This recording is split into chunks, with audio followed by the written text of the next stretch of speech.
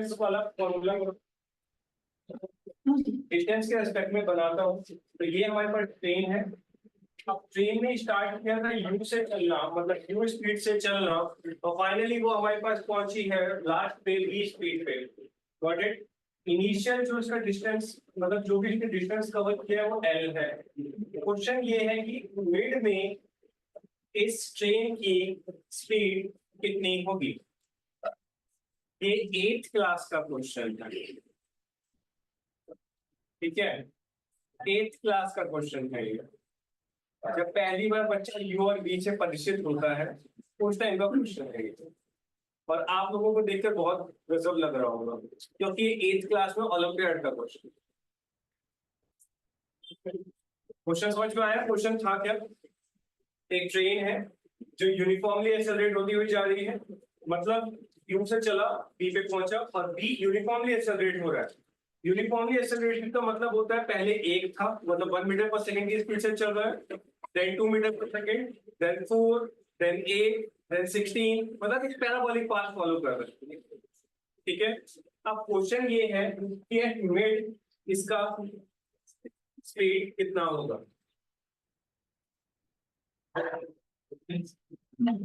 कैसे निकालेंगे, बस आप इतना तरीका बता दीजिए। डिस्टेंस से किस तरीके से आप बताओ तो आगे तक।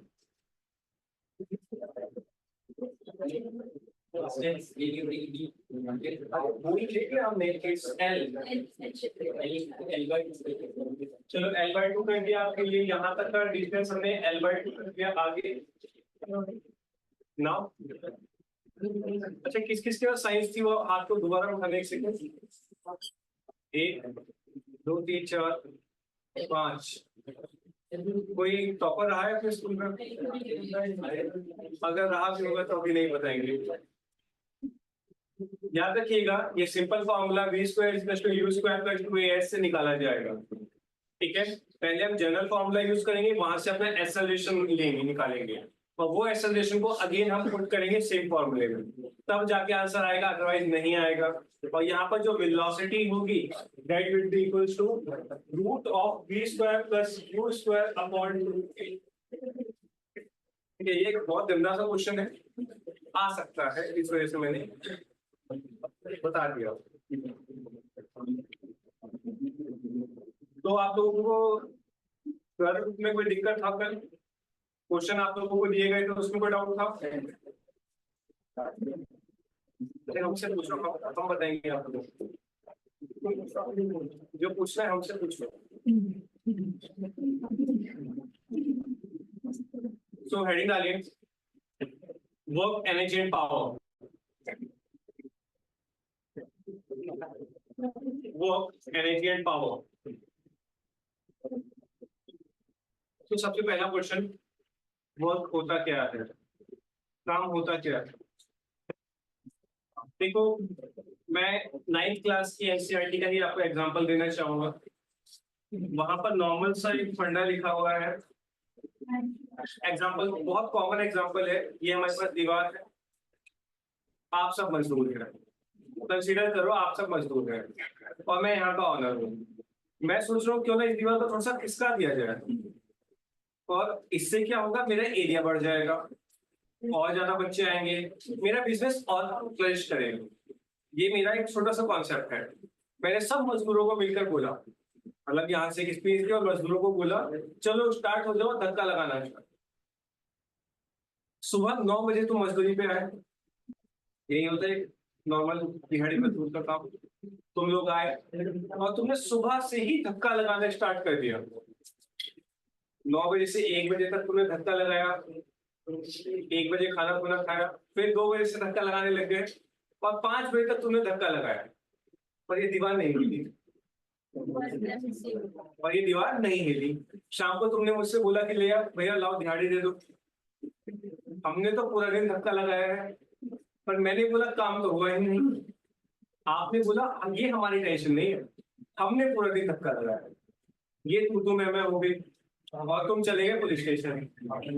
तुमने क्या बोला कि भैया हमने पूरा दिन धक्का लगाया है, हमने पूरा दिन उसे पुश किया। अब मैंने बोला कि भैया पर काम तो हुआ ही नहीं, अब पुलिस वाला भी तुम्हारे साथ काट वाला था, जानने वाला है, उसने मेरे खिलाफ केस दर्ज कर दिया। अब ये केस गया कोर्ट में, सीधा हाई कोर्ट। मैंने आपकी लिविंग वेज मारी थी एक्सपीरियंस। जैसे ये हाई कोर्ट में केस पहुंचा, वहां पर जज ने पूछा मुझसे कि भैया तुमने इनको पैसे क्यों नहीं दिए। मैंने बोला इन्होंने काम नहीं किया। अब जज इस बात को मानने के लिए तैयार नहीं था, तो मैंने बोला किसी भी फिजिक्स के प्रोफेसर को बुलाओ और उससे पूछो कि क्या इन लोगों ने मिलकर काम किया। अब फिजिक्स का प्रोफेसर वहां पर आया, उसने बताया कि फिजिक्स में वर्क डन होता है फोर्स इनटू डिस्प्लेसमेंट। हाँ, इन लोगों ने फोर्स लगाया, पूरा दिन फोर्स लगाया, पर डिस्प्लेस तो हुई नहीं बॉडी। अगर बॉडी डिस्प्लेस नहीं हुई, that simply means work done remain zero.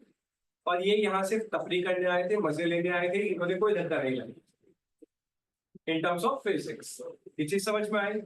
तो वर्क डन क्या है, नॉर्मली एक फोर्स फोर्स एक बॉडी के ऊपर अप्लाई की जाए और वो बॉडी डिस्प्लेस हो, वो बॉडी डिस्प्लेस हो इन necessary condition.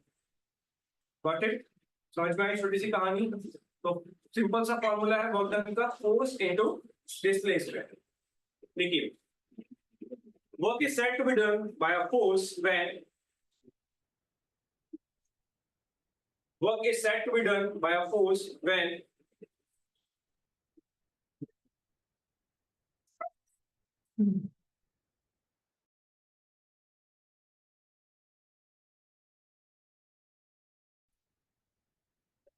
when the body is displaced actually through some distance,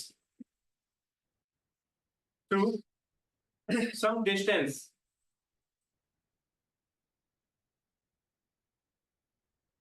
to some distance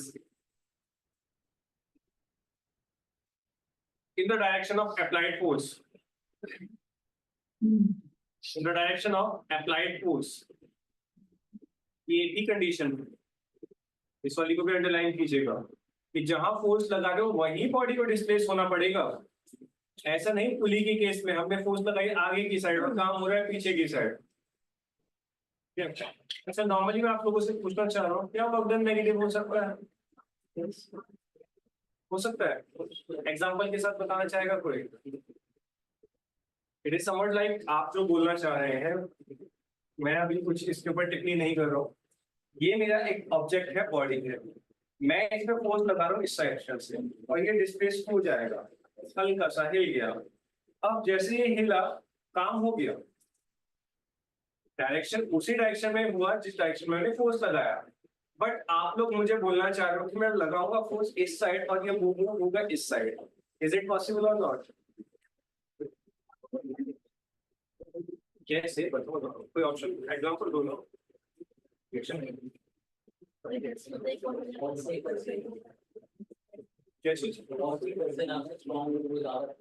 हाँ, तो वो फिर उसकी डायरेक्शन में वर्क हो रहा है। टीम ऑफ रेफरेंस बहुत हैवी वर्ड यूज कर दो, तो वो तो ग्रेविटी के लिए हो रहा है। ठीक है, और अच्छा, इन्होंने एक वर्ड यूज किया फ्रेम ऑफ रेफरेंस, बहुत हार्ड वर्ड है, बहुत हैवी वर्ड है। किसी को पता है फ्रेम ऑफ रेफरेंस होता क्या है? इसे मैं बिल्कुल लेमैन की टर्म्स में आपको बताता हूँ फ्रेम ऑफ रेफरेंस क्या होता है। बहुत इंपॉर्टेंट वर्ड है वैसे टर्मिनोलॉजी, हैवी चीज। मेरी दृष्टि में मैं ही सही हूँ, this is frame of reference. Like यहाँ पर मैंने 6 ड्रॉ किया, आपके लिए वो 9 है और वो मेरे लिए 6, मतलब मेरी दृष्टि में मैं ही सही हूँ, that is frame of reference. या फिर इस तरीके से समझिए, एक की रेस्पेक्ट में दूसरा बंदा क्या कर रहा है, that is frame of reference.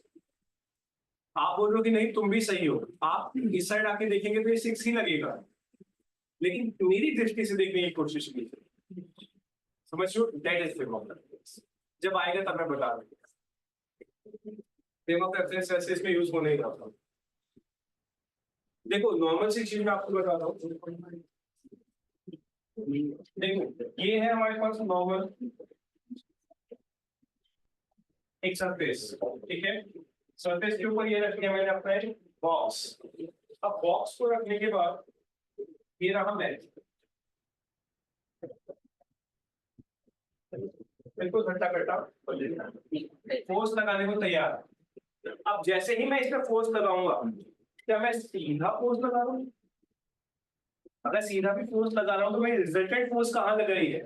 देखो, अगेन सेम चीज, ये हमारे पास नॉर्मल हो गया आर, ये हमारे पास नीचे mg हो गया, और ये हमारे पास नॉर्मली जब मैंने फोर्स लगाया तो ये हमारे पास फोर्स की डायरेक्शन, और ये हमारे पास फोर्स को ओवरकम करने वाले की डायरेक्शन।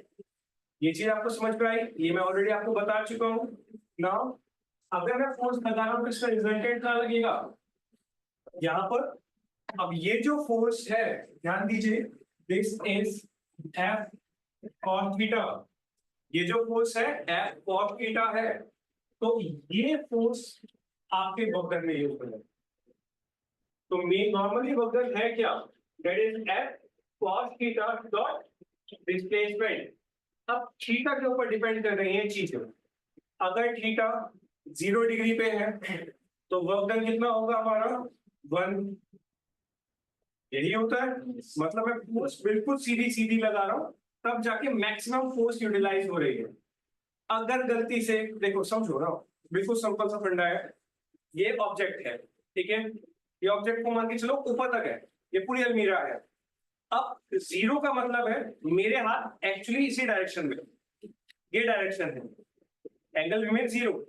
अब जब मैं इस पे फोर्स लगाऊंगा तो मैं पूरा आगे की तरफ लगाऊंगा, ये पूरा आगे की तरफ खिसकेगा, तब मैक्सिमम फोर्स हमारे पास लगेगा।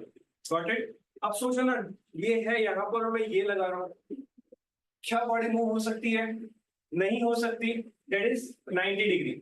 जैसे ही एफ कॉस थीटा में थीटा 90 डिग्री बन जाएगा, बॉडी अपनी ही जगह पर रहेगी, वो मूव नहीं हो सकती। तो मिनिमम वर्क डन कब होगा? जब हमारे पास कॉस थीटा 90 डिग्री हो जाएगा। सेम वॉल वाले केस में आपने किया, आपने फोर्स तो लगाया, बॉडी डिस्प्लेस नहीं हुई, आपका थीटा भी दमदार था, दैट इज 30-45 के अराउंड था, या फिर 0 भी रह सकता है, बट आपके अंदर उतना फोर्स नहीं था कि बॉडी को डिस्प्लेस कर सके। ठीक है, तो अब सेम क्वेश्चन है, क्या वर्क डन नेगेटिव हो सकता है? हो सकता है। द कंडीशन इज थीटा हमारे पास 90 डिग्री के बियॉन्ड चला जाए। बॉडी ये रखी है, मैं फोर्स ये लगा रहा हूं, जा सकता है। Same as in pulley cases. Pulley के केसेस में क्या है? पुली बनाया और मैंने यहां पर धागे को खींचा, ये बॉडी इस साइड चली गई। समझ रहे हो? अप्लाइड फोर्स, बॉडी का मूव। पुली लगाओ, एक पुली, 2 पुली खींचो, आराम से बॉडी मूव कर देंगे। नेगेटिव वर्क डन इसमें। तो नॉर्मली वर्क डन क्या हो गया? Work done is equal to F d x cos theta.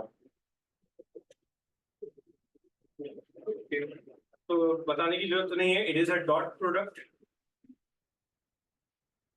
Dot है तभी कॉस यूज हो रहा है, वाई स्टार पॉइंट बना के लिख दीजिएगा, it is dot product. The unit of work done is joule. The unit क्या चीज? Dot product. क्या आपने स्केलर और डॉट प्रोडक्ट पढ़ा है? ठीक है, किसको आता है स्केलर और डॉट?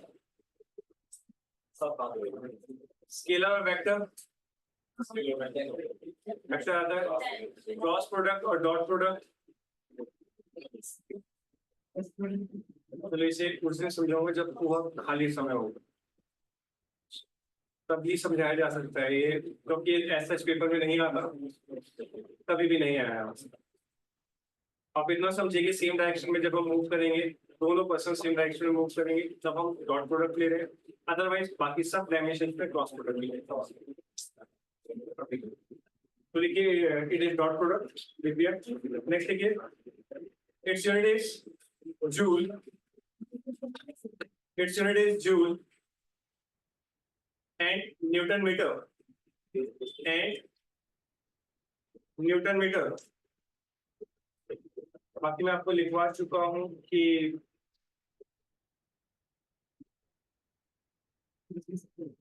1 जूल कितने अर्क्स के बराबर होता है, और 1 जीएफ कितनी डाइन के बराबर होती है। कितना आसान, कितना अच्छे तरीके से रटा है उन्होंने। 1 GF इज इक्वल टू 980 डायन्स। इसके आगे आपको पता है क्या है। अच्छा, वर्क डन 0 भी होता है, ये मैं आपको समझा चुका हूँ, तो बस एक तरीके से लिखिएगा कि W is equal to F dot ds dot cot theta. ठीक है, it can be positive, it can be negative, it can be zero. Okay, all thing depends. देखो, अगर मैं पॉजिटिव बोल रहा हूँ तो इसमें क्या क्या चीज होनी चाहिए? फोर्स होना चाहिए, डिस्टेंस होना चाहिए, साथ में cot थीटा की वैल्यू भी हमारे पास होनी चाहिए। मतलब 0 से लेकर 90 तक होनी चाहिए। अगर 90 हुई तो वर्क डन 0 हो जाएगा। तो cos थीटा की क्या वैल्यू होनी चाहिए? 0 डिग्री से लेकर 89 डिग्री तक अगर वैल्यू है cos की तो पॉजिटिव वर्क डन होगा। साथ में कंडीशन है फोर्स अप्लाई होनी चाहिए, साथ में डिस्प्लेसमेंट भी होना चाहिए। 0 के लिए क्या कंडीशन है? cos को 90 डिग्री कर दो, या फिर बॉडी को मूव भी ना करो, या फिर फोर्स ही ना लगाओ। एग्जांपल, चल चेयर चल जा, चल चेयर चल जा, क्या वो चली? नहीं। दैट सिंपली मींस जब तक मैं फोर्स नहीं लगाऊंगा वो नहीं चलेगी। और अगर मैंने खड़ा होकर फोर्स लगाई और तब भी नहीं मूव हुई, या फिर वो फोर्स बॉडी वहां पर है, मैं फोर्स ये लगा रहा हूं तब भी। और नेगेटिव की क्या कंडीशन है? नेगेटिव की एक लौती कंडीशन है कि cos थीटा हमारे पास 90 डिग्री से प्लस होना चाहिए, तभी हमारे पास नेगेटिव वर्क डन होगा। Got it?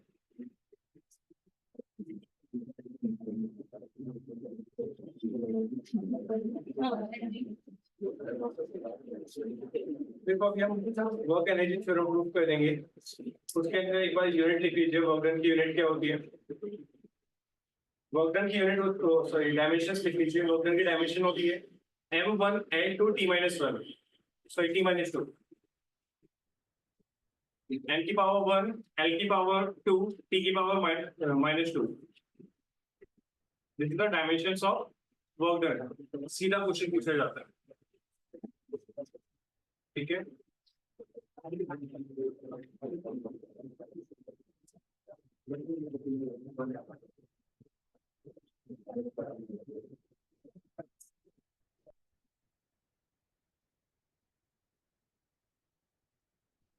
एक छोटा सा question.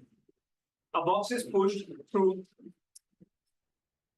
A box is pushed through 4 meter. Box is pushed through 4 meter across a floor, offering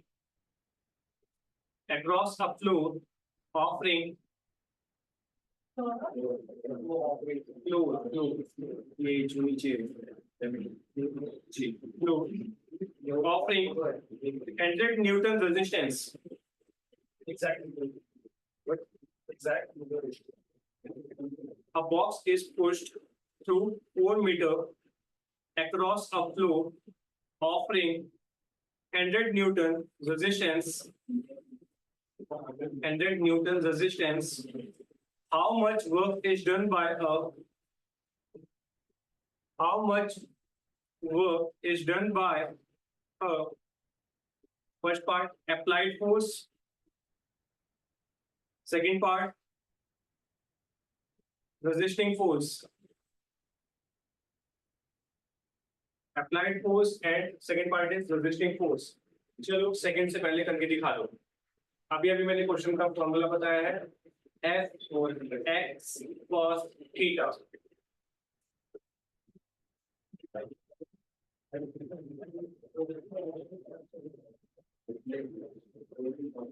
time waste मत करना, आपको सिर्फ 30 सेकंड दिए जा रहे हैं।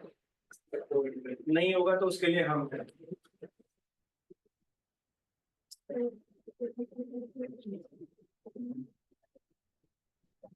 हो गया?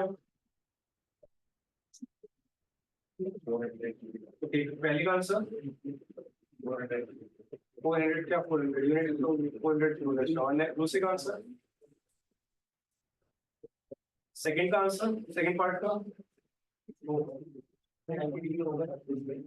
हाँ जी, सेकंड पार्ट का आंसर 4G।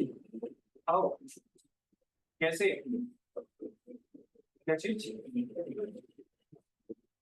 वहां से यहाँ तक आवाज नहीं आ रही है। कल की डेट में अगर डीएम बन गए अभी भी नहीं सुना, तो सुनाई दिया 400 40 ये 40 नहीं, आप गलत। चलो मैं कर दूं।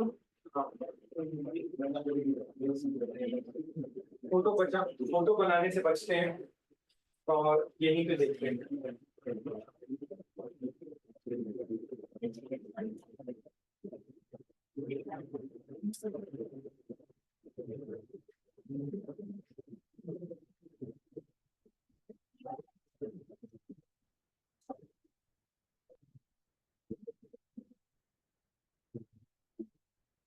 ठीक है, ये हमारे पास एक ऑब्जेक्ट है, बिल्कुल सिंपल, और ये रहा अगेन मैन।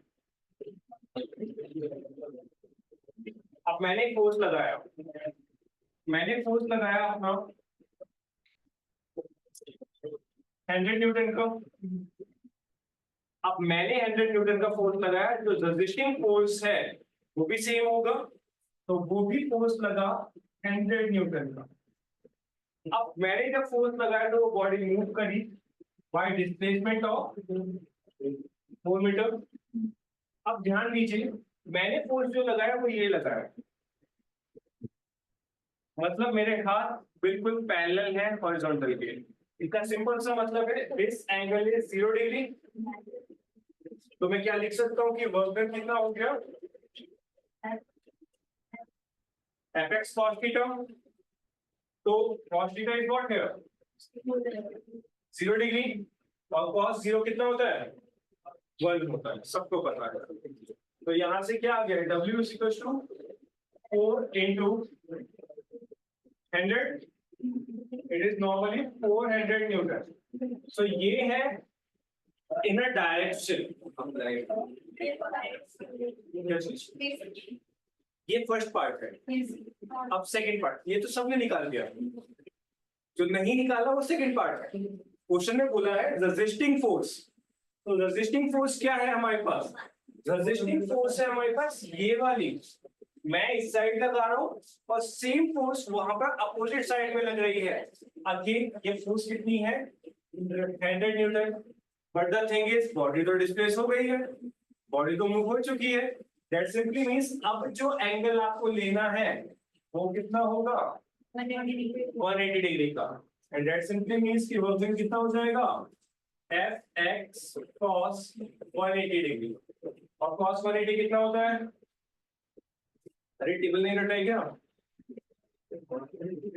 अगेन साइंस वालों किस किस के पास 12th में भी साइंस थी, ट्रिग्नोमेट्री नहीं करी आपने और वहां पर cos 180 यूज नहीं किया आपने, चलो कोई बात नहीं, समय के साथ इंसान की याददाश्त हल्की हो जाती है। -1 वो मैं देख चुका हूँ। तो ये कितना हो जाएगा, अगेन सेम रहने वाला है 100 into 4 into -1, that is 400 Newton but in negative. मैंने 400 न्यूटन का फोर्स लगाया, भगवान ने भी मेरे खिलाफ 400 ही न्यूटन का फोर्स लगाया, जो कि रेजिस्टिंग फोर्स है। डन। नेक्स्ट देखिए क्वेश्चन, नेक्स्ट पार्ट देखिए, पावर। देखो मैं चाहता तो वर्क एनर्जी थ्योरम आपको पूरी कराता, या अगर मुझे लगेगा आगे आने वाले समय में कि करवाना है तो मैं आपको करवा दूंगा। देखिए पावर, मेक श्योर कि पावर वाला कॉन्सेप्ट आपको आता हो। पावर के ऊपर क्वेश्चन आते हैं, पावर के ऊपर आपको प्रीलिम्स में क्वेश्चन देखने के लिए बहुत मिल जाते हैं। ठीक है, पावर ऑफ, अच्छा यूपी पीसीएस में सीधा क्वेश्चन रहता है इसका, हिमाचल पीसीएस में भी रहता है, यूके वाले भी कभी भी पूछ सकते हैं। यूपीएससी ऐसा पावर के ऊपर क्वेश्चन तो नहीं पूछेगा, लेकिन अगर साइंस एंड टेक के रिलेटेड क्वेश्चन बना दे तो पावर पे स्टेटमेंट वाले क्वेश्चन बना दे। असिस्टेंट कमांडेंट में जो आपका 25 क्वेश्चंस रहते हैं मैथमेटिक्स वाले, उसमें मैथमेटिक्स प्लस फिजिक्स डालते हैं, और वहां पर भी पावर का एक क्वेश्चन अमूमन आपको देखने के लिए मिलता है। मतलब यहाँ से समझ जाओ कि सीधा सीधा आपके 2 से 2.5 नंबर का क्वेश्चन है। पावर ऑफ अ पर्सन और a machine is defined as power of a person or a machine is defined as the time rate at which is defined as the time rate at which work is done, time rate at which work is done. Done. So next time लिखिएगा power is equal to work done upon time. आपने बचपन से एक ही definition रटी है, the rate of doing work is known as power. यही पढ़ रटा है ना आप लोगों ने, लिखो है मैंने भी पढ़ी है, बस एक मैन के साथ साथ पर्सन के साथ साथ मशीन और ऐड कर दिया, क्योंकि आप जब लिखोगे पेपर में तो वहां मशीन के थ्रू आपको समझना है. तो power is equal to work done upon time. और कुछ है नहीं, तो इसमें और भी कुछ हो सकता है क्या?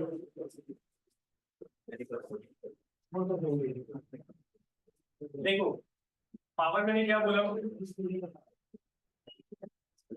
Power is equal to rate of change of work, that is dw by dt.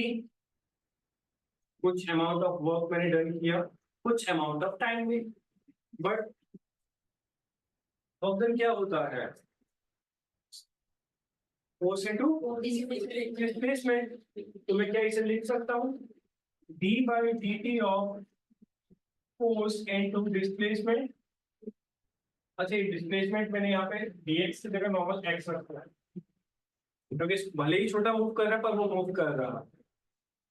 ठीक है, अब फोर्स विल रिमेन कांस्टेंट. मेरे अंदर इतनी ही जान है कि मैं इसे ही खिसका सकूं. अब ये कितना खिसकेगा इस बॉडी के ऊपर डिपेंड करता है. That simply means f will remain constant, but क्या चेंज हो रहा है, dx बाय dt. अब आपको पता है एक नई चीज, the change of rate of displacement per unit time is known as velocity. So F into V is also known as power. ठीक है, बस याद रखिएगा. तो पावर की डायमेंशन क्या होगी, पावर की डायमेंशन क्या होगी, डायमेंशन फॉर्मूला MIT की फॉर्म में क्या होगा,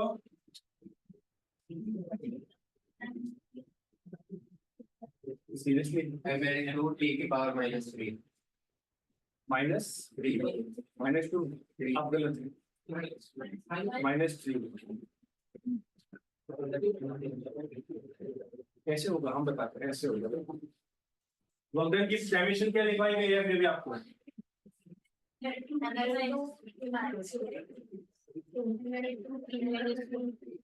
फॉर्मेट टी हो गया. अब नीचे से ऊपर जाएगा तो माइनस ही रहेगा. क्या है,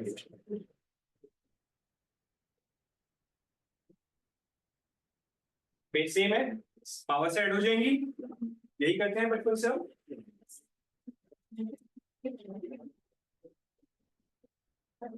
लिखिए next time it's unit is वो तो है ही व्हाट. आजकल वो साउथ की मूवी का वो देखा नहीं आप लोगों ने, इंस्टाग्राम पे बहुत चलता है. उसका what is the unit of power, मेरा व्हाट, वो मतलब हाँ यस यू आर राइट, वही वाला. देखा करो कभी कभी इंस्टाग्राम, कभी कभी ऐसी चीजें देखने के लिए मिलती हैं. देखिए the unit of power is what, W/T, and denoted by capital W, and denoted by capital W. नहीं देख रहा था कोई बच्चा कैपिटल को CAPITL ना लिखते, बहुत होते हैं मनोबल. नेक्स्ट टाइम लिखिएगा 1 kilowatt hour is equals to 1 kilowatt hour is equals to 10 की पावर 3 watt, 10 की power 3. 1 megawatt is equals to 10 की पावर 6 watt, 10 की power 6 watt. And 1 horsepower equals to कितना होता है?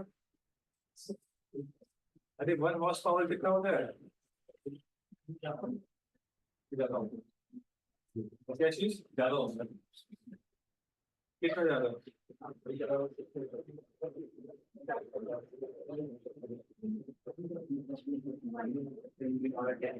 कौन गाड़ियों का डाई हार्ड फैन है? कार्स का कौन डाई हार्ड फैन? किसी को पसंद नहीं है कार्स?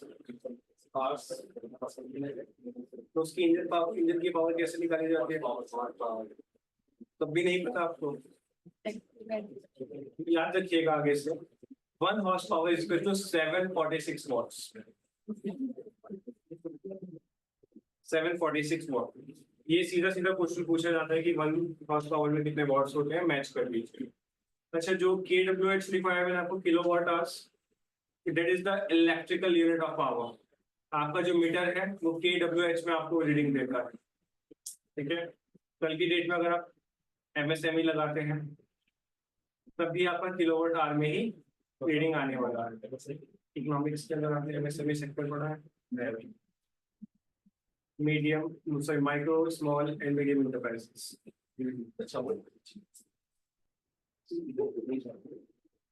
ये क्वेश्चन हो जाए। एन एलिवेटर, मैंने एलिवेटर बोला है, एलिगेटर नहीं बोला, ठीक है। An elevator being 500 kg is to be lifted up at a constant velocity।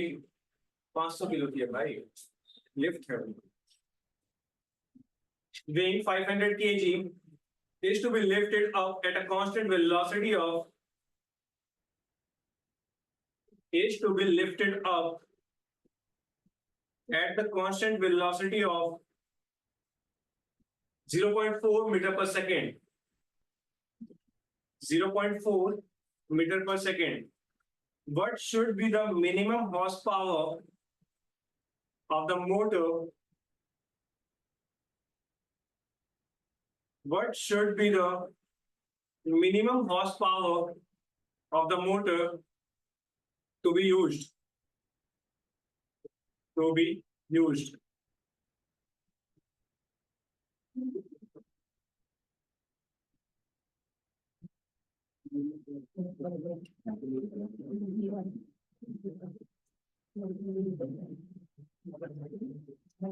कर दीजिए जल्दी से, और जब नहीं होगा तो आप हमारे समक्ष आ सकते हैं, हम आपको जल्दी से बता देंगे इसका उत्तर।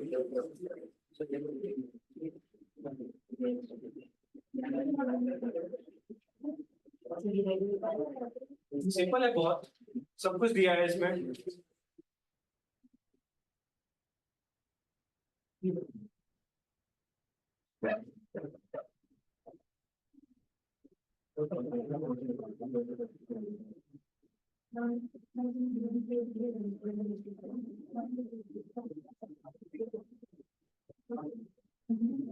हो गया? अरे हुआ कि नहीं?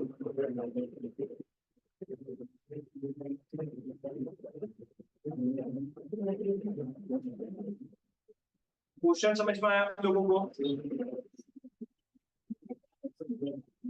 आप लोगों को क्वेश्चन समझ में आया? एक लिफ्ट है 500 किलो की, वो ऊपर की डायरेक्शन में मूव कर रही है with the velocity of 0.4 metre per second. अब एक मोटर लगी है जो कि उसे लिफ्ट कर रही है ऊपर। आपको बताना है उस मोटर की कितनी हॉर्स पावर है कि वो इजीली लिफ्ट कर ले। 31 पॉइंट क्यों नहीं आएगा, बता सकता है? पॉइंट भी नहीं आएगा, बोलिए बिल्कुल एग्जैक्ट बताओ। बिल्कुल 2.62 हॉर्स पावर। ट्राई करूं? अरे कर दूं मैं? तो बोलो, आप बोलोगे तभी तो होगा। सिंपल है, देखो ये रही डेट, इसमें ये रहे आप। अच्छे नहीं लग रहे हैं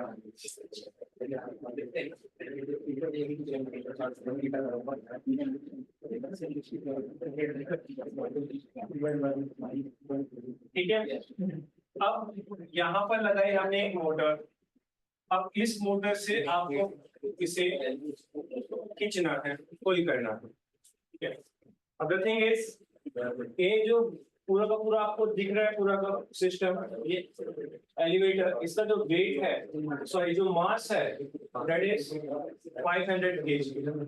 ये हल्के हल्के ऊपर जा रही है with the speed of 0.4 metre per second. अभी आपको पावर ग्रेड फॉर्मूला बताया था मैंने, power is what, force into velocity. क्या आपको न्यूटन के सेकंड लॉ से फोर्स याद है? क्या होती है वो?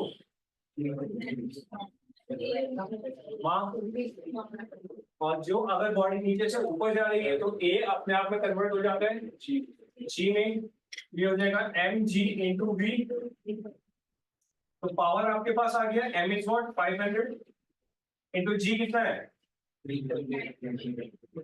इंटू बी कितना है 0.4।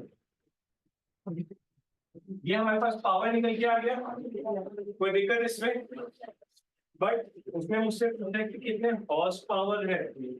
ये जो आंसर आएगा ये आपका वॉट में आएगा, ये आंसर आपका वॉट में है। इसको हॉर्स पावर में कन्वर्ट करने के लिए क्या करेंगे, हम इसे 746 से डिवाइड कर देंगे। जैसे आप डिवाइड करेंगे 2.6 तो मिल गया आंसर। सिंपल ही तो है एक्चुअली में, पढ़ाई सबसे ज्यादा सिंपल है क्योंकि एक ही जगह पे बैठ के करनी होती है, मैं बैठा नहीं चाहता। डन। अच्छा, इंसान जी रहा है तो वो पावर का कंजप्शन कर रहा है, पावर यूज हो रही है कहीं ना कहीं। हर चीज में, हर चीज में एनर्जी यूज होती है, हर चीज। आप सांस ले रहे हैं, इसमें भी पावर यूज हो रही है। अगर आप सांस रोक लो और आप बोलो कि भैया देखो मैं सांस नहीं ले रहा हूँ, अब कोई पावर यूज नहीं हो रही है, तब भी आपका हार्ट बीट कर रहा है, उसमें भी 1.2 वॉट कंज्यूम हो रहा है। आप नॉर्मली सो रहे हैं, सोते हुए भी 75 वॉट कंज्यूम हो रहा है। आप नॉर्मली सोचते हैं चलो ढीले ढीले शरीर के साथ चल लेते हैं, सबसे स्लो रनिंग मतलब जॉगिंग, इवन क्या ही बोला जाए उसको, वॉकिंग, स्लोएस्ट वॉकिंग भी अगर आप कर रहे हैं तो उसमें भी 200 वॉट कंज्यूम हो रहा है। तो अगर आप कुछ नहीं भी कर रहे हैं तो आप लॉस कर रहे हैं पावर। आप 4 दिन ना खा के देखिए, आपकी बॉडी बिल्कुल खत्म हो जाएगी।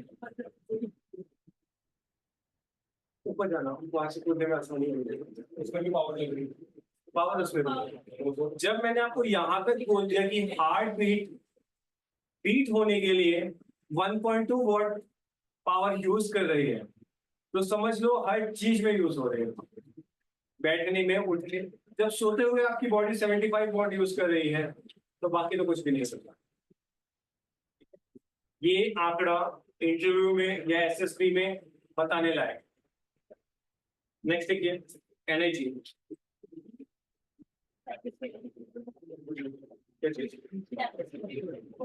बिल्कुल, capacity, ability to do work is known as energy. याद है बेटा, अच्छा है आप लोग। यही है डेफिनेशंस, एक नंबर यही दिलाती थी हमें। देखिए, energy of a body, energy of a body as the capacity or ability of the body,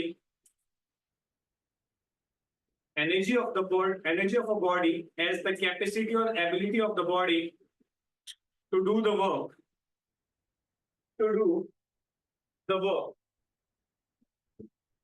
done. Basically हमें दो टाइप की एनर्जी देखनी है, first one is the kinetic and second one is the potential. लिख लीजिए kinetic energy. So what is kinetic energy? So the needs to produce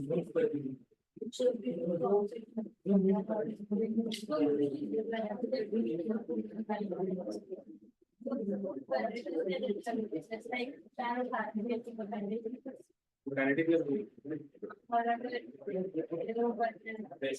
back उठ गया है, बैक उठ चुका है।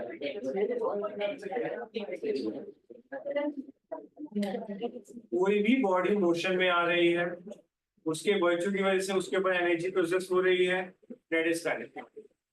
कोई भी बॉडी मोशन में आते ही साथ अपने आप को काइनेटिक की फॉर्म में डालती है। That's all। गाड़ी कितनी तेज मूव कर रही है उसकी काइनेटिक एनर्जी निकाली जाती है। फॉर्मूला इसका है हाफ एम वी स्क्वायर। लिख लीजिए। The kinetic energy of a body is the energy possessed by the body. The kinetic energy of the body is the energy possessed by the body by virtue of its motion. The kinetic energy of the body is the energy possessed by the body by virtue of its motion. For example देंगे आप लोग।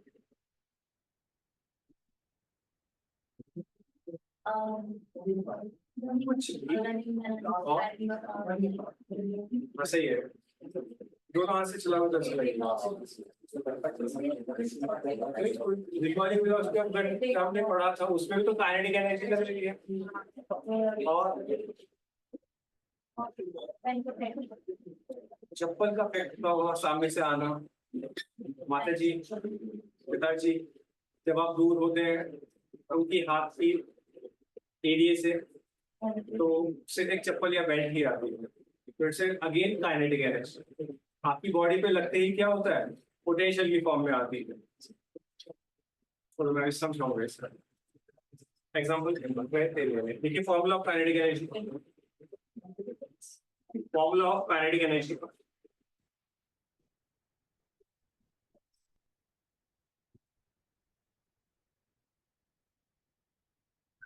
क्या होगा?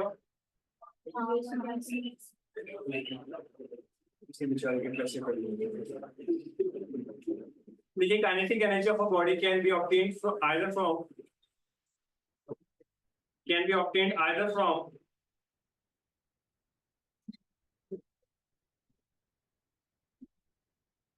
the kinetic energy of the body can be obtained either from formula निकाल रहे हैं इसका, ठीक है। obtained either from, first one is the amount of work done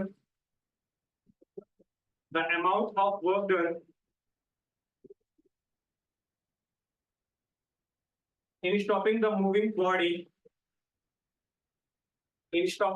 body, or second is or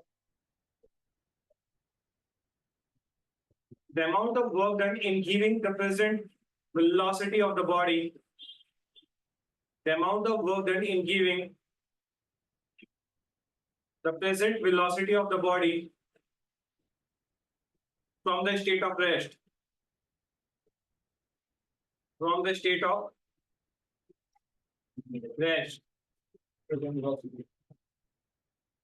the amount of work done in giving the present velocity to the body from the state of rest.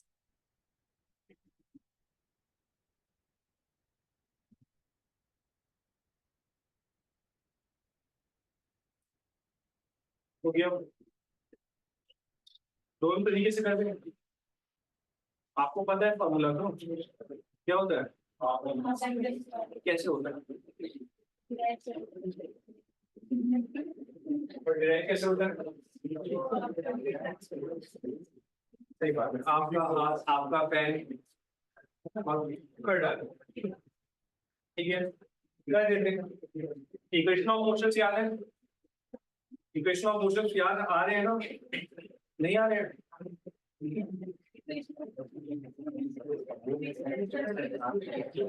क्या मैंने equation of motion prove कराए थे?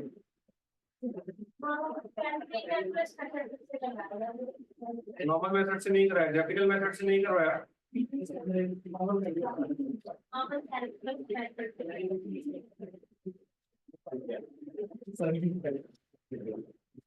कोई बात नहीं, अभी करेंगे, 2 minute का समय लगता है।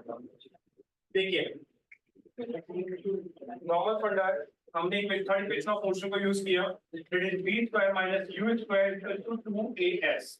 इनिशियली बॉडी हमारे पास रेस्ट पे है, बॉडी मूव नहीं कर रही है, that simply means u will remain as 0। जैसे u को 0 पुट किया तो मेरे पास आ जाएगा v square equal to 2as।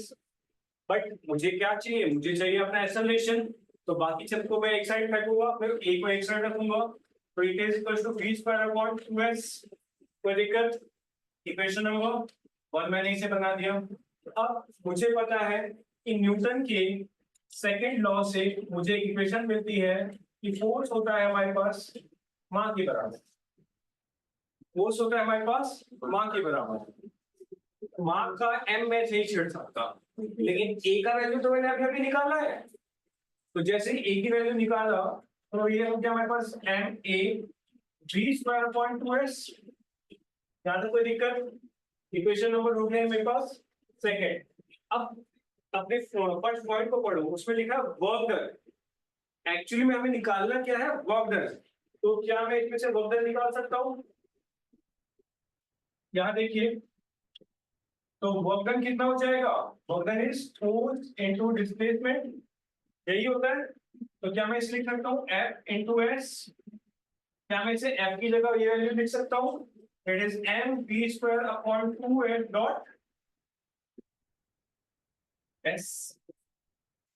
ये वाला s ऊपर से नीचे आ गया, s से s कैंसिल आउट हो गया, तो आपके पास कितना बचा? Work done here is in the form of kinetic energy, so it is m v square upon 2, या फिर मैं इसे बोल सकता हूँ half m v square.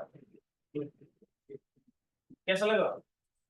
Simple था, बढ़िया था, अच्छा है, याद आएगा। अब आपसे अगर कोई पूछे कि हाफ एम वी स्क्वायर क्यों होता है, क्योंकि बॉडी को हम मूव कर नहीं रहे थे, वहां से हमने एक्सेलरेशन निकाला, उस एक्सेलरेशन को हमने अपने second equation of motion, second equation of Newton में रखा, तो वहां से हमारी फोर्स आई और उस फोर्स को उठाकर मैंने अपने वर्क में डाला, डालते ही साथ मुझे एक एनर्जी मिली, that is equal to half m v square.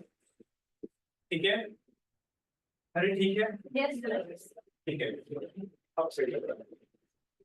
तो अल्टरनेटिव मेथड भी था, इसका सेकंड पार्ट में लिखवा था, I think amount of work done in giving the present velocity of the body from the state of rest. तो ये भी सिंपल है, इसमें कोई ज्यादा इतना बड़ा इशू है नहीं, हमें वर्क डन ही निकालना है। यहाँ पर भी हमसे पूछ रहा हूँ,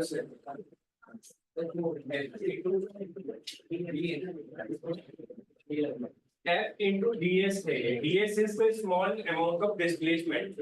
नेक्स्ट स्टेप में मैंने डिस्प्लेसमेंट को s से रिप्लेस किया। अब अगला पार्ट देखते हैं, इसी को प्रूव करने का दूसरा तरीका क्या है। देखिए, मैंने बोला हम सब ना न्यूटन के सेकंड लॉ से, न्यूटन सेकंड लॉ, ठीक है, F is equals to ma। जैसा कि हम सबको पता है कि A क्या है, dv by dt, change of rate of velocity per unit time is known as acceleration। ठीक है, क्या मैं इसे यहाँ डाल दूं, मेरे पास क्या आ जाएगा, f dot dv by dt। इससे आया कुछ नहीं बात कर सकता हूँ, मतलब करने को मैं कर सकता हूँ कि मैं इसको नॉर्मली अपना मोमेंटम बोल दूं, बट मैं इसे बोलना नहीं चाहता, क्योंकि अगर मैं इसे मोमेंटम बोल दूंगा तो मेरे काइनेटिक एनर्जी निकालने का तरीका नहीं बनेगा, तो मैंने इसे यहीं छोड़ दिया। अब मुझे पता चला कि वर्क डन क्या होता है, work done is force into displacement. Equation number 1, equation number 2, अब नॉर्मल सी चीज मैंने करी, इस इक्वेशन में से f निकाल कर मैंने यहाँ डाल दिया, तो मेरे पास क्या है, अच्छा देखो, small amount of displacement is here. अगर स्मॉल अमाउंट की डिस्प्लेसमेंट है तो वर्क भी तो स्मॉल अमाउंट का होगा, ये चीज समझ रहे हैं आप। अगर स्मॉल अमाउंट का डिस्प्लेसमेंट है तो हमारे पास वर्क डन भी क्या है, स्मॉल अमाउंट का है, that's why I am putting d over here. Now dw is equals to m dot dv by dt dot ds। ठीक है, अब देखिए क्या ds upon dt that is displacement upon time is what displacement upon time is velocity. तो हम क्या लिख सकते हैं इसे m b dot dv m b dot dv is equal to dw। यहां तक किसको कोई डाउट पहले चेक दो क्योंकि इसके बाद सिर्फ इंटीग्रेशन बचा है। चेक भी दिया होगा जो इस काम में ही तो एक्सपर्ट है। ठीक है integrating both side integration of dw must be equal to integration of m dot b dot dv। अब यहाँ पर देखिए इंटीग्रेशन हो रहा है और साथ में हमारे पास एक्सप्लेनेशन पावर है b की 1 m तो कांस्टेंट हो जाएगा। सो याद रखिएगा कभी भी इंटीग्रेशन होता है और a की पावर n का इंटीग्रेशन हो रहा है तो इट इज a की power n plus 1 upon n plus 1। ठीक है ये चीज याद रहेगी। अगर इंटीग्रेशन हो रहा है तो a की power n is equal to a की power n plus 1 upon n plus 1 ये फॉर्मूला है। अगर डिफरेंशिएशन हो रहा है dy dx हो रहा है ऑफ x देन अब x की पावर n है देन n x की power n minus 1 dot dx। ये चीज याद रहेगी। कभी भी डिफरेंशिएशन होता है नीचे वाला कभी भी इंटीग्रेशन होता है ऊपर वाला मतलब फॉर्मूला। अब यहाँ आ जाओ m विल रिमेन कांस्टेंट तो m मेरा निकल के बाहर आ गया। इंटीग्रेशन किसका होगा v का होगा dv की रेस्पेक्ट में। अब v की पावर कितनी है 1 है क्या मैं इसे m v को क्या लिख सकता हूँ v की power 1 plus 1 that is 1 plus 1 upon 1 plus 1। तो ये क्या हो गया m v स्क्वायर अपॉन 2 मैं लिख सकता हूँ half m v square equal to kinetic energy of the body. कुछ पूछना है पूछ सकते हैं आप हमसे नहीं पूछना तो आगे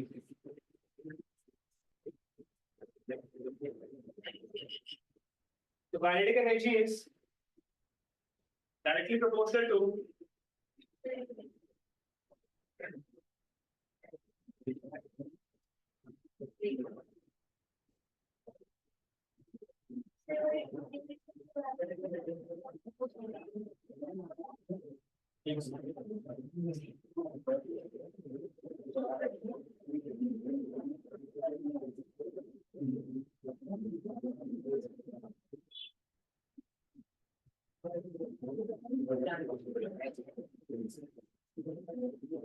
जी बताइए क्या पूछना है आपको। ये वाला प्रोसेस देख लीजिए जो भी इंटीग्रेशन देखना चाहते हैं वो देख सकते हैं। देखो यहाँ पर क्या है v की पावर 1। अच्छा हमने v की पावर को कैसे 1 माना ये भी आप ध्यान दीजिए यहाँ पर कि जस्ट बिकॉज यहाँ पर जो फैक्टर है वो dv है इस वजह से हमने इसको v को हमने नॉर्मली फॉर्म में रखा हुआ है। लाइक m के पीछे dm नहीं लिखा हुआ था इस वजह से हमने m को कांस्टेंट लेके बाहर कर दिया। यहाँ पर क्या है हमारे पास v के पीछे dv वाला फैक्टर है तो इस वजह से हमने v के ऊपर पावर 1 एज्यूम किया और नाउ अब पावर 1 है तो यहाँ देखिए मैं v की पावर को 1 मान के चलो इसका इंटीग्रेशन होगा तो क्या आएगा v की पावर 1 प्लस 1 अपॉन 1 प्लस 1। अब ये क्या हो गया इसका इंटीग्रेशन है और यहाँ पर v स्क्वायर बाय 2 ठीक है मैंने यहाँ लिखा है इट्स v स्क्वायर बाय 2 तो ये v स्क्वायर ऊपर हो गया और 2 इसका नीचे है n के साथ मैंने कोई खिलवाड़ नहीं किया।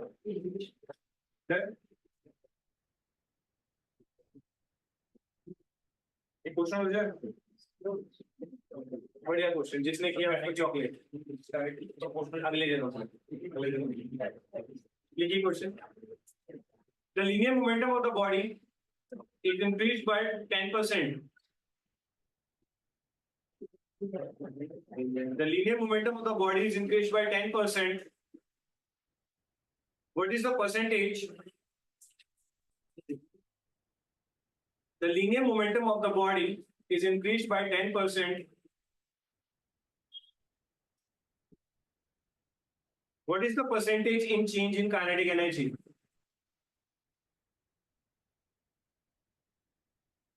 What is the percentage in change in kinetic energy?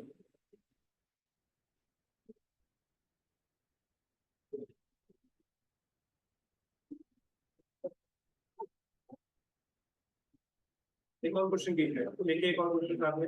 Find the average frictional force,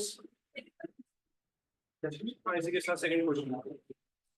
find the average frictional force that would stop a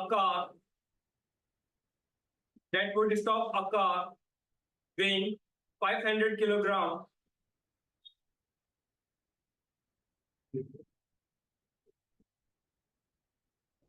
find the average frictional force that would stop a car weighing 500 kg in a distance of 25 meter if the initial speed is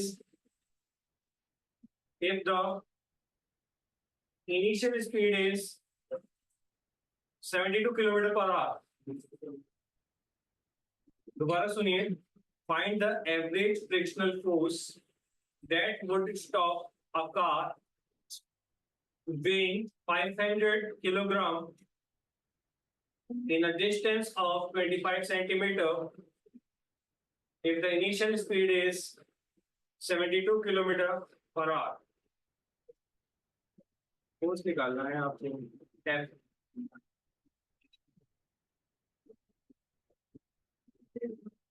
speed से कीजिए क्योंकि अभी हमने potential energy भी करना है।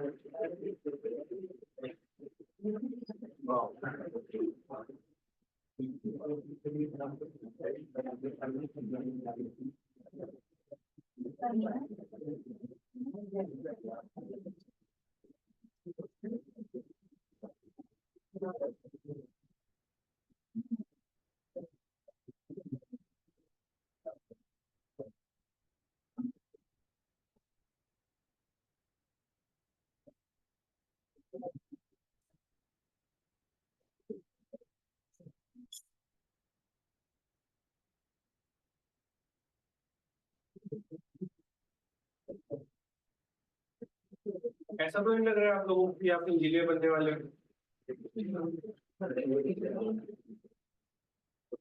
लगना भी नहीं चाहिए।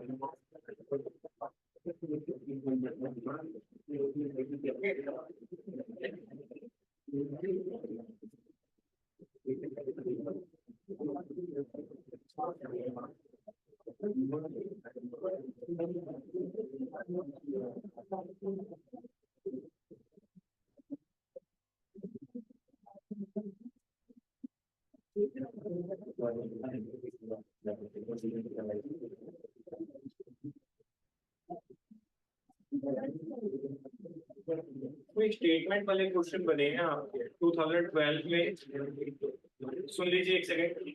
2012 और 14 में आपके स्टेटमेंट वाले क्वेश्चंस बने हैं। Statements are like kinetic energy is conserved in both perfectly elastic and perfectly inelastic collision. Statement second is because the linear momentum is conserved in both। मतलब सिर्फ स्टेटमेंट वाले क्वेश्चन बने इस चैप्टर में से, और वर्क एनर्जी के ऊपर नॉर्मल न्यूमेरिकल्स आए, वो भी 7-8 में, मतलब आज से 20 साल पहले, मोटा मोटा नहीं 17 साल पहले या तो 1-4 पुरानी है। कोई क्वेश्चन पूछना तो आप पूछ सकते हैं, वरना आप स्टार्ट करते हैं नेक्स्ट वाले फॉर्म से। कौन सा?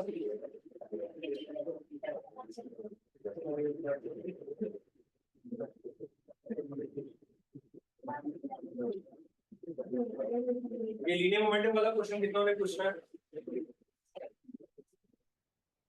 सबको तो आता होगा। इसका आंसर आई थिंक 21 होगा। 21 होगा। देखो इसमें क्या बोला है, linear momentum of the body is increased by. अच्छा, बाय का मतलब होता है 100 + 10, क्योंकि 10% बोला है, दैट्स व्हाई इट्स 100 + 10। एक होता है बाय, एक होता है टू। ये दोनों बहुत कंफ्यूजिंग वर्ड्स है। अगर बाय बोला गया है दैट सिंपली मींस कि इनिशियल प्लस करना है। अगर टू बोला गया है तो इनिशियल से लेना देना नहीं। जैसे यहाँ पर था increase by 10%, that means new momentum will be 110%। अगर यही क्वेश्चन हमारे पास कुछ इस तरीके से होता है, इंक्रीज टू 10%, तो first one is of 100% and second is 10%, मतलब 90% डिक्रीज। समझ में आया? बस इतना ही समझ गए और कुछ समझने की जरूरत है।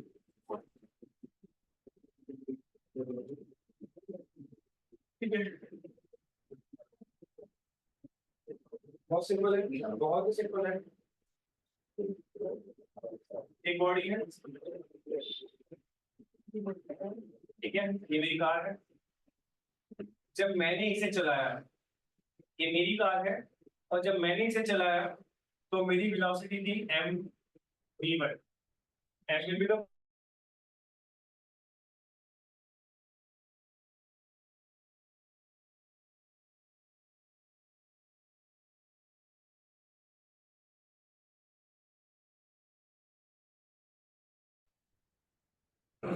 तुम्हारे लिए एक आग तुम्हारी खुद की नहीं है, पराई है, और पराई चीजों को रगड़ा जाता है।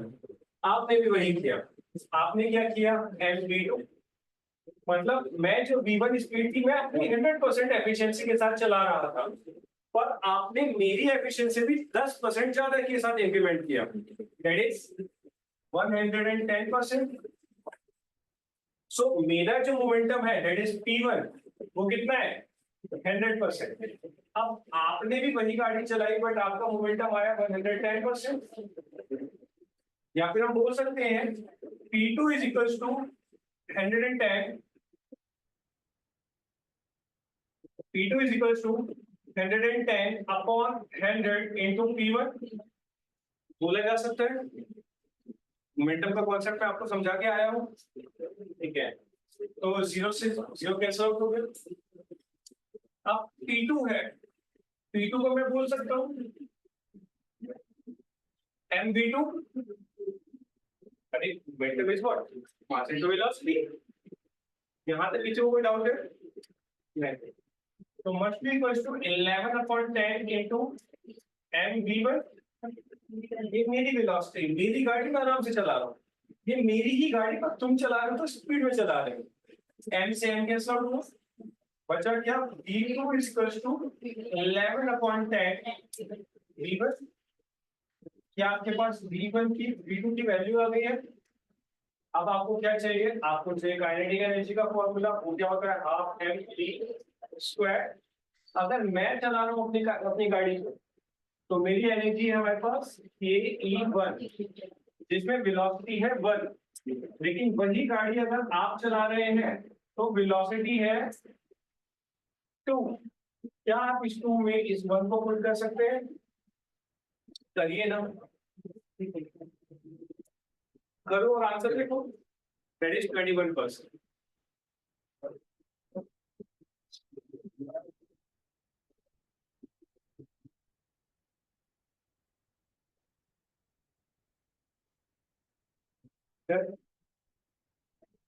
जैसे आप पुट करेंगे तो इट्स समवेयर अराउंड 121/100। और जैसे ही आएगा, ये क्या है, न्यू काइनेटिक एनर्जी है। आपको क्या चाहिए, चेंज इन चाहिए। तो 121 minus 100 is what, 21, that is the percentage.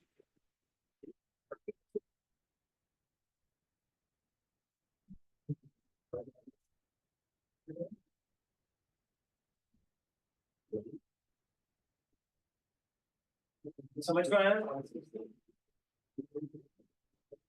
नहीं आया तो दोबारा पूछ लीजिए।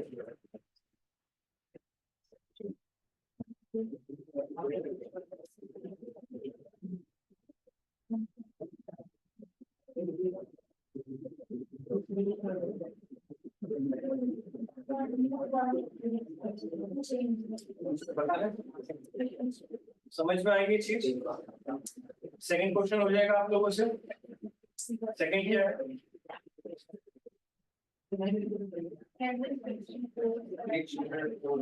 करके तो दिखाइए सेकंड पे। आसान दिख रहा है ना? बहुत आसान है, कर दीजिए।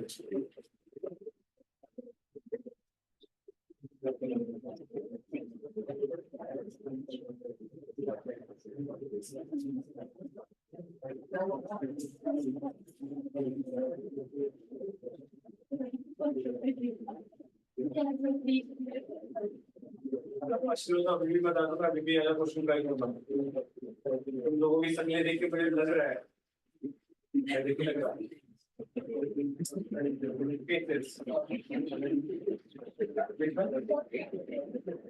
सेकंड का आंसर सही था। तो आपने नॉर्मली वर्कडन को fx लिखा होगा और सेकंड लाइन में half mv1 square minus v2 square, that is v square minus 3, तो वहां से आपने कुछ निकाला। चलो फिर नेक्स्ट टॉपिक लिखिए।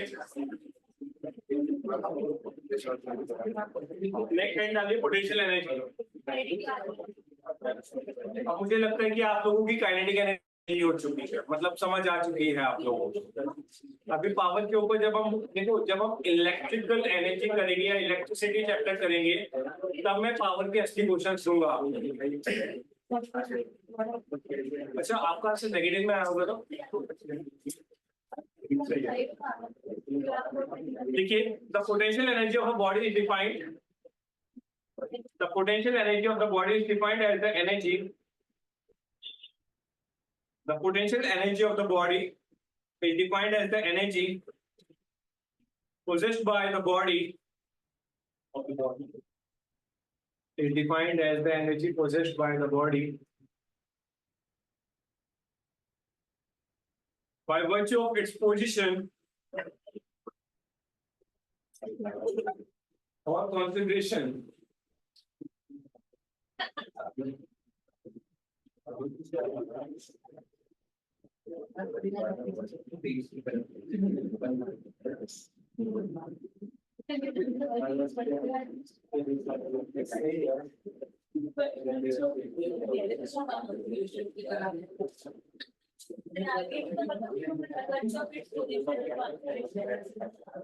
by the body of by virtue of its position or configuration in some field, in some field. So इसका formula configuration in some field, right? एक और इसी के साथ लिख लीजिए,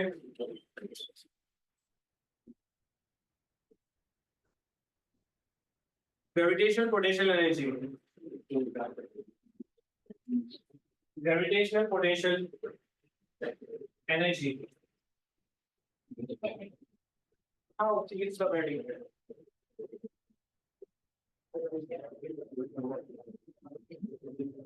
Gravitational potential energy of a body is the energy possessed by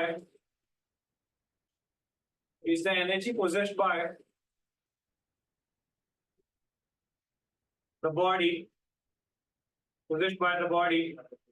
by virtue of its position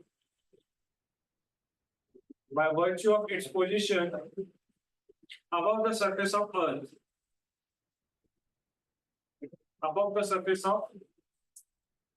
Earth, then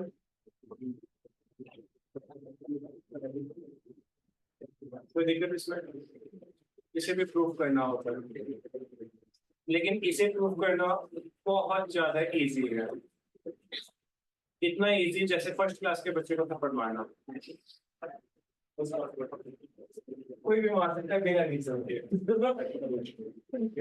देखो, हमें पता है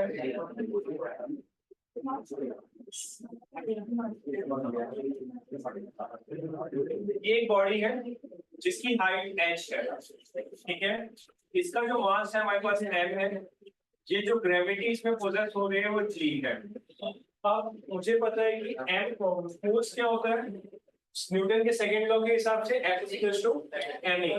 can we write mg just because body ऊपर की साइड है, वो नीचे की तरफ आने की कोशिश कर रही है। इक्वेशन नंबर 1 मैंने मान लिया। Second is work done. Work done क्या होता है? Force into displacement. अब बॉडी कहां से कहां जाएगी? यहां से यहां जाएगी, तो बॉडी को कितना मूव करना है? h मूव करना है। तो क्या मैं लिख सकता हूँ फोर्स की जगह पर mg और x की जगह पर h? बिल्कुल md h बताओ राइट।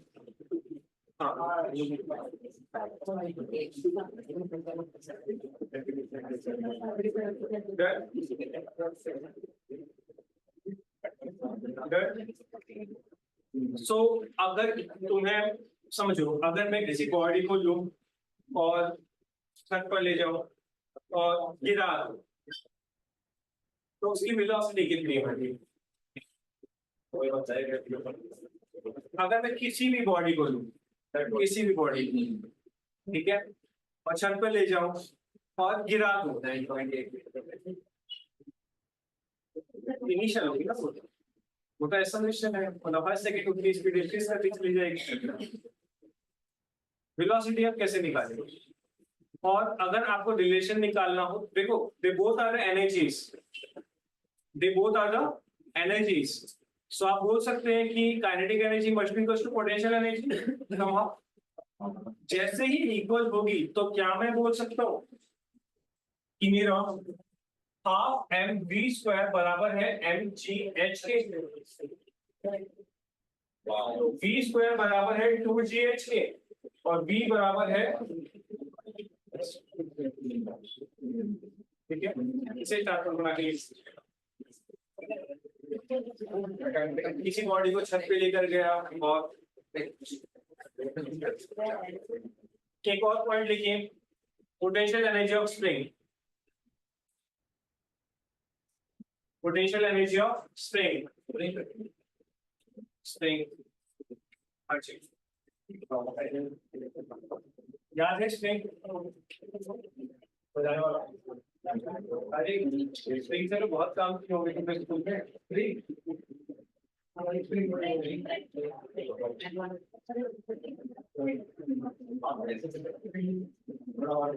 एक लॉ होता है हमारे पास, that is known as Hooke's law.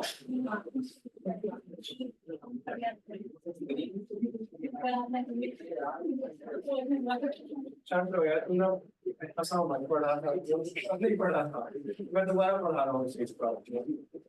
देखो याद रखिएगा, बहुत ही कॉमन चीज होता है हुक्स लॉ। हुक्स लॉ बोलते हुए जितनी जान लगाऊंगा उतना ही स्प्रिंग खिंच जाएगा। लेकिन सही बात बोली उसने, यही तो होता है। एक एंड को पकड़िए, जितनी जान लगाओगे उतना हमारे पास स्प्रिंग खींच जाएगा, और जितना स्प्रिंग खींचेगा उतना उसके लेंथ का एक्सटेंशन होगा। यही बोला हुक्स लॉ। दैट इज, अगर मैं इसको स्प्रिंग, ये स्प्रिंग कंसीडर कर रहा हूँ, ठीक है, यही है स्प्रिंग, ये फांसी का बंधा नहीं है, ठीक है, इसका लेंथ मैंने कंसीडर किया L, इसमें तुमको मैंने लटका दिया, हाथों के दम पे लटकाया है, गलत मत सोचा करो, हाथों के दम पे लटकाया है, तो आपकी बॉडी का कुछ ना कुछ वेट होगा, दैट इज mg। अब आपकी बॉडी के वेट की वजह से ये स्प्रिंग एनलार्ज हो रहा है। अब ओरिजिनल लेंथ कितनी थी? L, बट अब कितनी इंक्रीज हो गई? डेल L, और आप अभी भी लटके। अब हुक्स लॉ ने क्या बोला कि force is directly proportional to displacement, displaced length, that is F is directly proportional to del normally x और डेल L। अब इसका क्या मतलब है? इसका ये मतलब है तुम तो लटके ही हो, अब मैं भी लटक गया तुम्हारे नीचे, तो अब क्या होगा? अब ये इसकी टूटी आ जाए मेरे वेट से, बट स्टिल, अच्छा जो अगर ये टूट जाए तो उससे पहले का जो पॉइंट होगा वो हमारे पास लास्ट होगा। मतलब जब हम रीस्टोरिंग फोर्स एक्ट करवाते हैं इसके ऊपर, तो जब ये टूटने वाला होता है उस पर लास्ट पॉइंट को डिफॉर्मेशन पॉइंट बोलते हैं। मतलब उसके बाद ये अपने ओरिजिनल स्टेट में वापस नहीं आ सकता, चाहे आप कुछ भी कर लो, ठीक है। तो अब ये इतना एक्सटेंड हो गया। ओरिजिनल लेंथ कितनी है? This is L, but in this condition del L is greater than L। ये है हुक्स लॉ, इसके ऊपर भी क्वेश्चन आ सकते हैं। लिख लीजिए, potential energy of spring.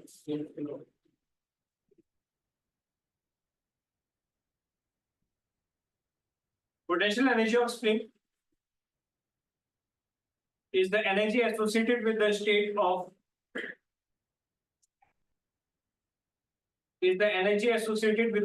of compression or the state of compression or associated with the state of compression or expansion of an elastic spring.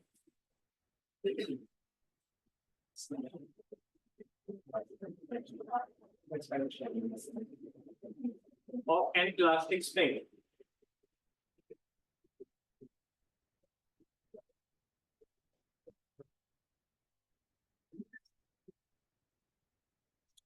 According to Hooke's law, H double O A apostrophe S. According to Hooke's law, Z storing force is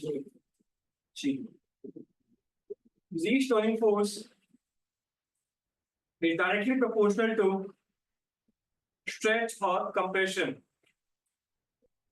Stretch or compression. ठीक है, तो यहाँ मैंने लिखा आपके लिए F is directly proportional to X.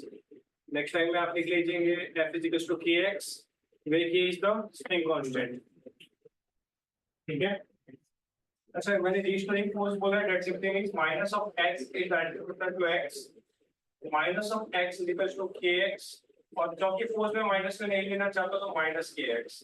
अब this k is what?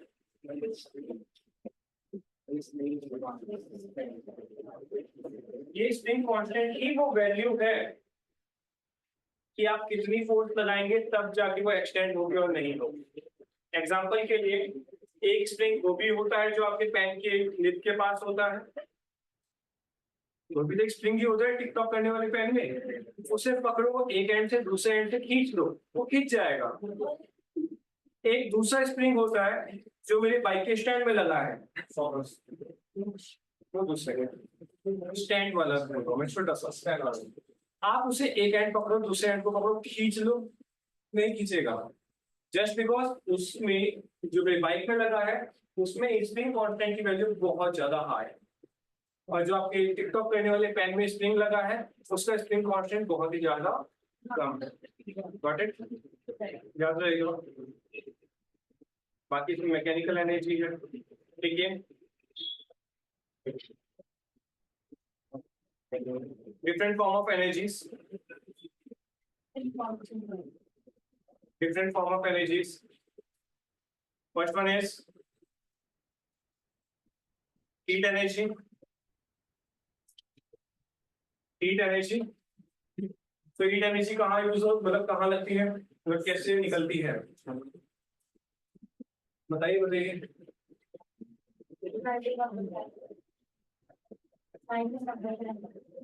Light का हीट एनर्जी. अगर चलो हीट एनर्जी के ब्रैकेट में लॉस लिख लो पहले. बिल्कुल, मैकेनिज्म ऑफ मशीन्स में भी हमारे पास हीट एनर्जी लॉस होती है.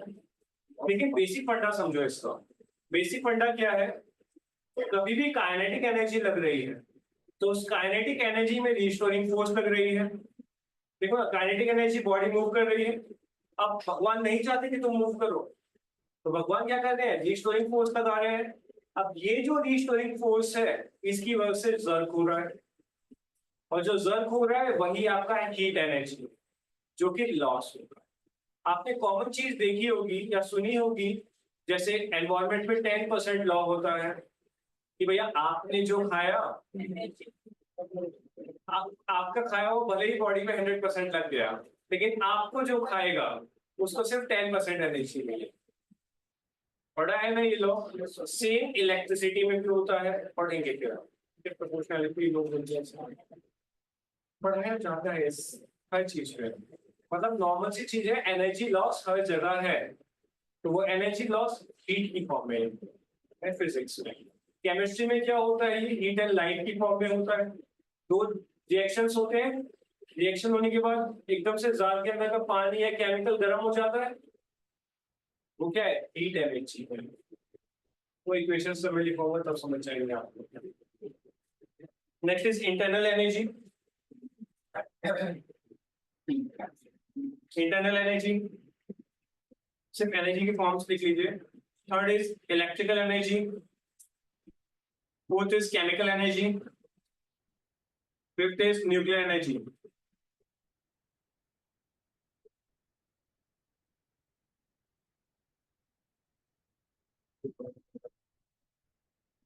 नीचे में कितने टाइप की फोर्सेस एग्जिस्ट करती हैं? इंपॉर्टेंट है, कहीं पर भी ऊपर लिख लीजिएगा, एक्स्ट्रा है ये आपके लिए अभी। नीचे नीचे में कितने टाइप की फोर्सेस एग्जिस्ट करती है?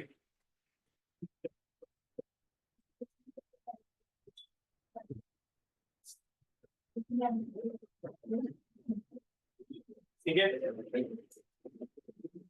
G for W4 week. Wait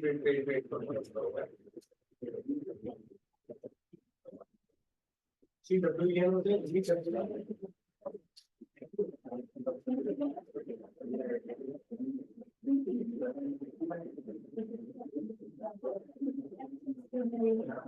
यही GW if I am taking G, that is the gravitational energy as the one, then जो weak force है वो एग्जिस्ट करती है somewhat around 10 की पावर 25 G। अगर हमारे पास, मैं मान के चलता हूँ, इलेक्ट्रोस्टैटिक एनर्जी दी पोजेस 10 की पावर 36 G। अगर मैं न्यूक्लियर एनर्जी लेकर चलता हूँ, वो एग्जिस्ट करती है 10 की पावर 38 G। अगर मैंने इसको 1 कंसीडर किया है, so this is the ratio of the force existing in the nature। ठीक है, एनसीईआरटी में इसको जस्ट उल्टा करके बताया गया है, बट एडिशनल बुक्स में आपको इस तरीके से मिल जाएगा। वैसे याद रखिएगा फ्यूचर में कभी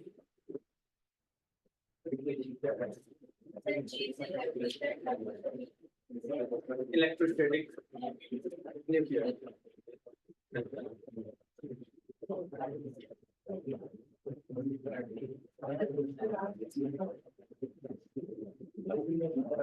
एक क्वेश्चन कीजिए जल्दी से। यूनिफॉर्म चेन ऑफ लेंथ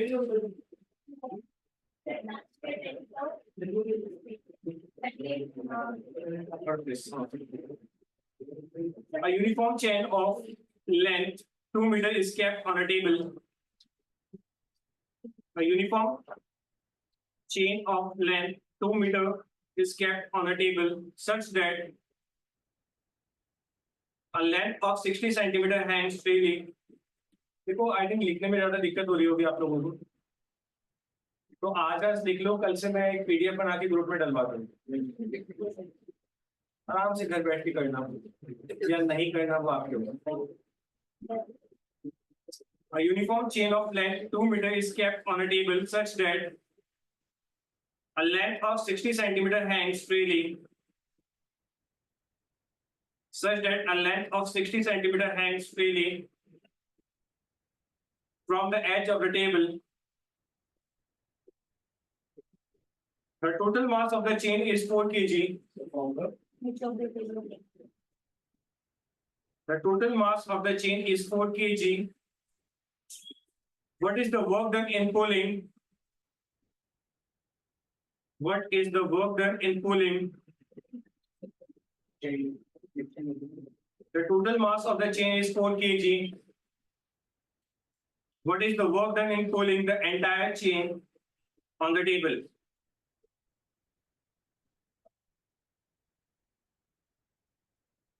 फिर से करने की कोशिश कीजिएगा, बाकी हम आपसे मुलाकात करते हैं कल। और कल का आपका टॉपिक रहेगा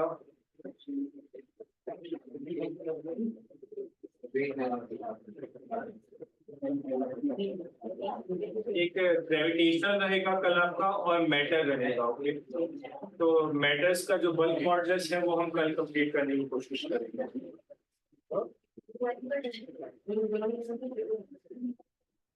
बीच में